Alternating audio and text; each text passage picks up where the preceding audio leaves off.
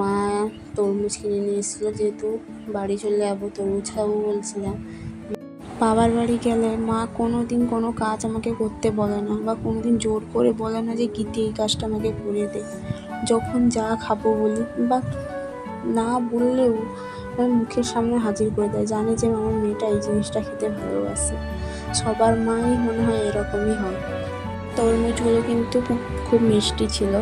আর আজকে মাদের নিরামিষ, আজকে রবিবার আর কালকে চৈত্র মাসের সোমবার, কালকে পুষ্পাঞ্জলি দিবে। মাদের আজকে নিরামিষ হবে, আমাদের হয়তো আজকে মাছ হবে। তারপর ভাই দেখো মালাইওয়ালাকে দেখতে পেয়ে মালাই দুটো কিনে নিয়ে এলো আমার জন্য আর বাবু খাবে না বললো, তাই ভাই আর আমি খাচ্ছি।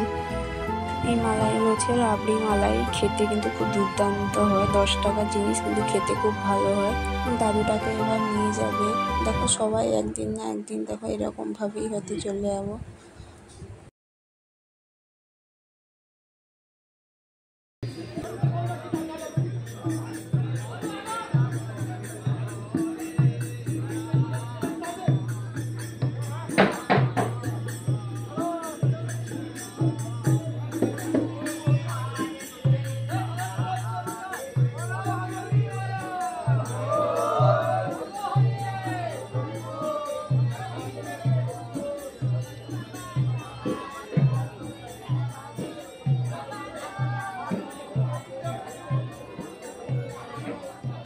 মাদের যেহেতু আজকে নিরামিষ, তাই ঠাকুর ঘরে আলাদা একটা জলের ড্রাম রেখে দিয়ে গেল, এখান থেকে ওরা জল খাবে।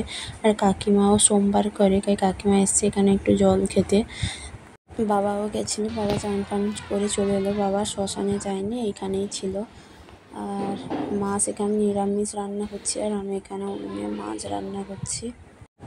আজকে রান্না করব মাছের ঝোল আর মাছের তেল দিয়ে আলু বেগুন দিয়ে একটা চচ্চড়ি করব। আজকে তোমাদের দাদাভাইও আসবে, যেহেতু আমাকে বিকালে নিয়ে যাবে, তো এখন আসবে ভাত খেয়ে তেমনি বিকালে নিয়ে চলে যাবে। এখন মাজা নিয়ে এসেছিলো, মাজা খেয়ে নিলাম। আর এখানে মাদের জন্য হয়েছে চাটনি, আমের চাটনি, আর যে ডাল হয়েছে, আর আলু আর ভেন্ডি ভাতে। আর আমাদের জন্য এখানে হয়েছে মাছের ঝোল আর মাছের তেল দিয়ে আলু বেগুন দিয়ে একটা চচ্চড়ি, মাছ ভাজি, আর কিছু না। দেখতে পেলে যে যার কাজে ব্যস্ত। এবার খাওয়ার টাইম হয়ে গেছে। ভাই, আমি, বাবু নিচে খেতে বসছি, আর উপরে তোমাদের দাদাভাই খেতে বসছে। আর মামার বাড়িতে এলে আমার ছেলে যেন একাই রাজা একাই প্রজা, কাউকে ভয় করে না, কাউকে না। বাড়িতে যা হোক আমাকে একটু ভয় করে, এখানে একটু ভয় করে না।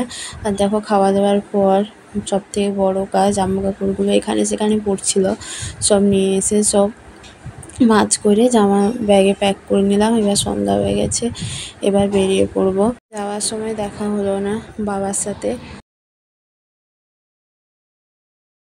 এবারে 7 দিন মতন থেকে গেলাম, তাই একটু কষ্ট হচ্ছে।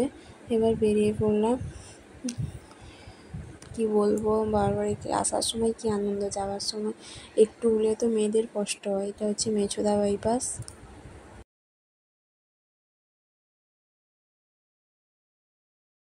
এটা হচ্ছে খড়গপুর বাইপাস, জ্যামে আছে গাড়িগুলো।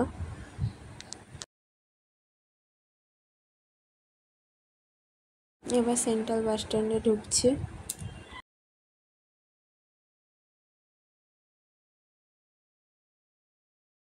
এটা হচ্ছে মাঝরাঙা রাস্তা। বাই বাই, আজকের মতন ব্লগ এই পর্যন্তই।